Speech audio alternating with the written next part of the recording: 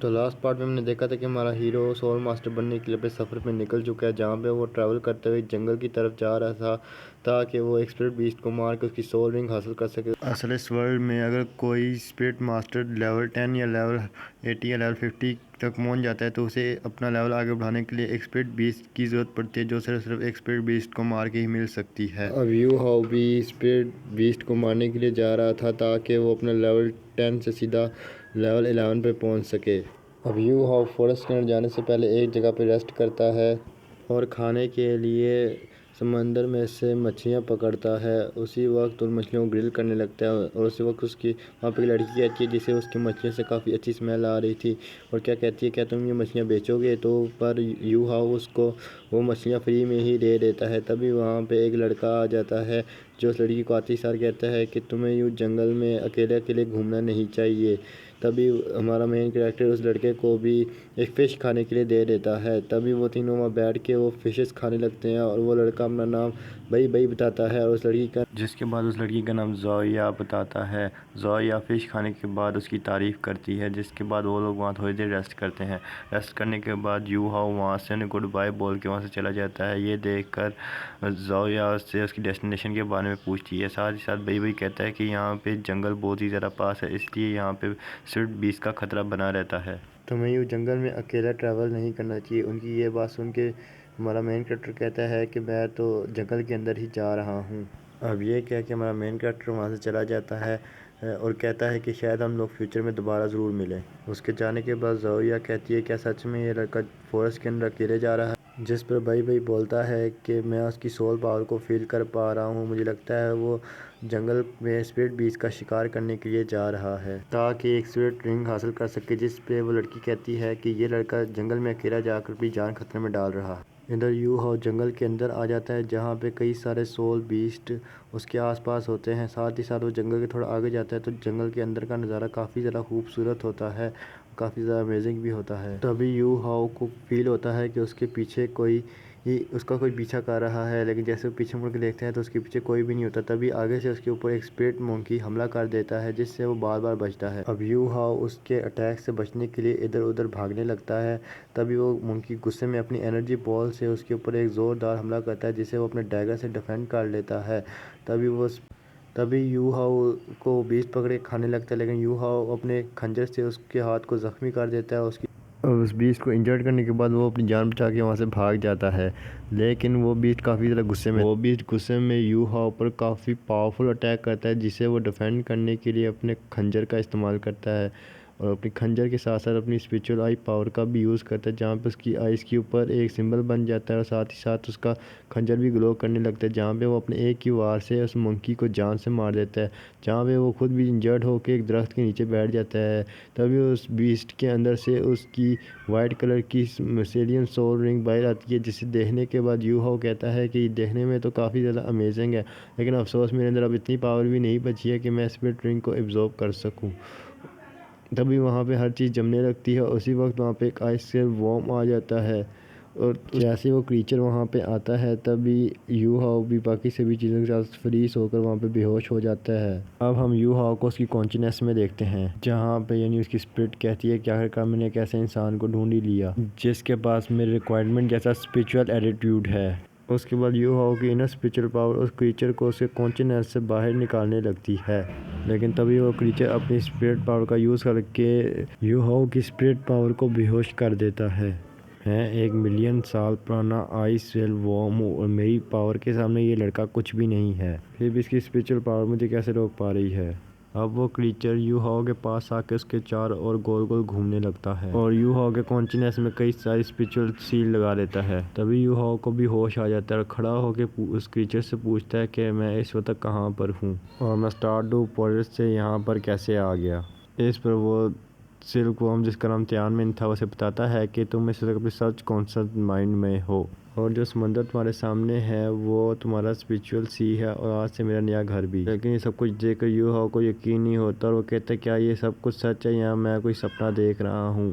तभी त्यानमेन उससे कहता है कि ये सब कुछ रियल है, तुम कोई सपना नहीं देख रहे। और क्या तुम ये जानकर खुश नहीं हो कि तुम्हारे पास स्पिरिचुअल सी के साथ मेरे जैसा एक क्रीचर भी आ चुका है।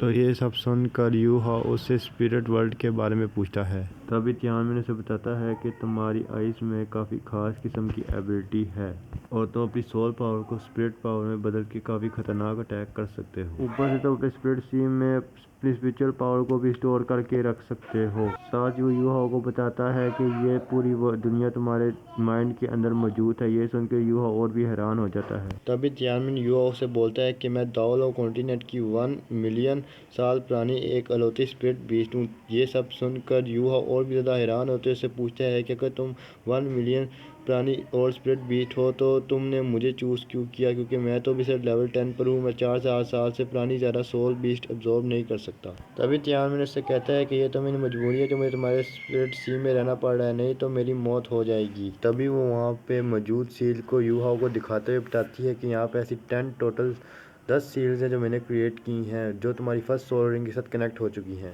तो ये सब सुनकर यू हाओ चौंकते पूछता है क्या सच में अब मेरे पास एक सोल रिंग भी है।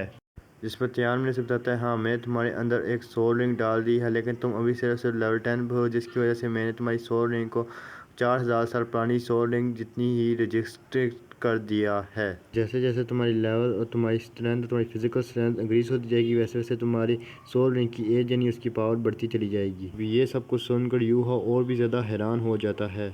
जिस पे तियानमेन यानी कि सोल स्पिरिट कहने लगती है कि आज तक पूरे दाओ कॉन्टिनेंट में मैं ही एक ऐसी सोल इकलौती सोल स्पिरिट हूँ जिसके पास विस्डम सोल रिंग मौजूद है। इसीलिए तुम्हारी सिर्फ सोल रिंग की एज ही इंक्रीज नहीं होगी, बल्कि तुम्हारी हर सोल रिंग के अंदर 4 टेक्निक मौजूद होंगी। अब तियानमेन यू हाओ से कहती है कि मैं तुम्हारे अंदर गार्डियन मार्शल सोल डालने वाली हूँ, जिसके बाद वो से बताती है मैं तुम्हारे अंदर आइस एट्रीब्यूट वाली गार्डियन मार्शल सोल डाल रही हूँ, लेकिन उस मार्शल सोल का भी कोई भी फॉर्म नहीं है। अगर तुम्हें अपनी मार्शल सोल को फॉर्म में लाने के लिए आइस एट्रीब्यूट जैसी सोल रिंग को एब्जॉर्ब करना होगा। इन फ्यूचर अपनी सोल रिंग को केयरफुली सिलेक्ट करना। इसके बाद यू हाओ तियानमेन से अपनी फर्स्ट सोल रिंग की टेक्निक के बारे में पूछता है, जिस पे तियानमेन उसे कहता है कि तुम्हें अपनी सोल रिंग की टेक्निक के बारे में खुद ही पता लगाना होगा। जिसके बाद वो कहता है तुम्हें ज़्यादा एक्साइटेड होने की कोई ज़रूरत नहीं है, क्योंकि ये 4 टेक्निक सिर्फ स्पोर्ट्स राइट टेक्निक्स हैं। जिसके बाद वो ये बात किसी और को बताने से मना करती है कि उसकी सोल रिंग के अंदर 4 टेक्निक मौजूद हैं। जिसके बाद वो यू हाओ को वापस रियल वर्ल्ड में भेज देती है।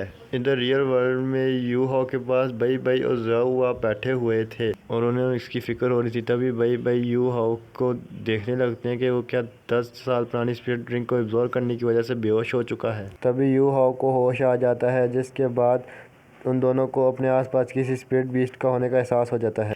जिसके बाद वो दोनों अपनी सोल रिंग निकाल कर केयरफुल हो जाते हैं। तभी यू हाओ उन दोनों ज़ियाओ के पास 2 स्पिरिट रिंग्स हैं जो कि 100 ईयर्स हैं, जहाँ पे मिस्टर बई के पास 3 स्पिरिट रिंग्स थी, जिनमें से एक 1000 साल पुरानी स्पिरिट रिंग थी। जिसे देखकर यू हाओ सोचता है कि मिस्टर बई से सिर्फ 2-3 साल बड़े हैं, लेकिन उनका लेवल 30 से भी ऊपर है, इसीलिए इसे पावरफुल बनने के लिए हार्ड वर्क करना होगा। उसी वक्त वहाँ पे एक 1000 ईयर स्नेक बीस्ट आ जाता है, जिसे ज़ियाओ देख के कहती है कि ये स्नेक बीस्ट मेरे लिए बिल्कुल परफेक्ट है, क्योंकि इसकी सोल रिंग को एब्जॉर्ब करके मैं आगे के लेवल पे पहुँच सकती हूँ। जिसे देखकर मिस्टर बई ज़ियाओ को यू हाओ को प्रोटेक्ट करने को बोल के खुद उस स्पिरिट बीस्ट का शिकार करने चले जाते हैं, जहाँ पे उस बीस्ट की रफ्तार काफ़ी ज़्यादा होती है, जहाँ पर वो मिस्टर बई को छोड़कर यू हाओ पर हमला करने आ जाता है, लेकिन ज़ियाओ वो अपनी ब्लू सिल्वर प्लांट की पावर की वजह से उसे बचा लेती है। तभी वहाँ पर मिस्टर बई आके उस बीस्ट से अपनी लाइटनिंग पावर से लड़ने लगता है, जिसे देखकर यू हाओ सोचता है कि मैं ब्रदर बई की हेल्प करना चाहता हूँ। वो अपनी फर्स्ट सोल रिंग निकाल कर अपनी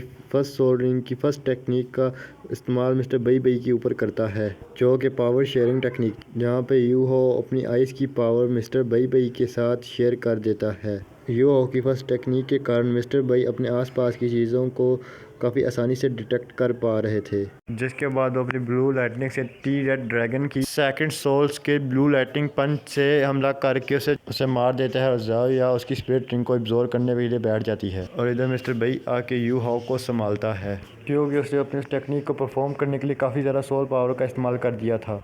अब वो दोनों बातें करने लगते हैं, जहाँ पे मिस्टर बई से ज़ियाओ के बारे में बताता है कि ज़ियाओ वो लेवल 30 पे पहुंच चुकी थी, जिसकी वजह से हम इस फॉरेस्ट में आए हुए थे, और तुम्हारी सोल टेक्निक की वजह से हम इस 1000 ईयर पुराने सोल बीस्ट को हंट कर पाए हैं। इसके बाद यू हाओ मिस्टर बई से कहता है कि ज़ियाओ की soul martial soul blue silver grass है और कहानियों के मुताबिक सी गॉड टैंग सैन की मार्शल सोल भी ब्लू सिल्वर ग्रास थी। जिसके बाद मिस्टर बई कहता है कि ऐसा लगता है कि तुम्हें सी गॉड टैंग सैन के बारे में बहुत कुछ पता है। तभी यू हाओ कहता है कि बचपन में मुझे मेरी माँ ने सी गॉड की कहानी सुनाई थी, जहाँ पे उन्होंने मुझे बताया था कि 10,000 साल पहले टैंग सैंग के फर्स्ट सेट मास्टर टैंग सैंग ने फर्स्ट 7 ट्रैक मास्टर्स को लीड किया था और उन सब ने मिलकर वुहान एम्पायर को तबाह कर दिया था। और कहानियों के मुताबिक उन जैसा जीनियस अब तक सोल लैंड में कोई भी नहीं पैदा हुआ है। अभी मिस्टर बई कहता है कि ज़ियाओ की ब्लू सिल्वर ग्रास, लेकिन सी गॉड टैंग सैंग की ब्लू सिल्वर एम्पर ग्रास के सामने कुछ भी नहीं है। साथ ही साथ यू हाओ को ये भी बताता है कि ज़ियाओ टैंग सेट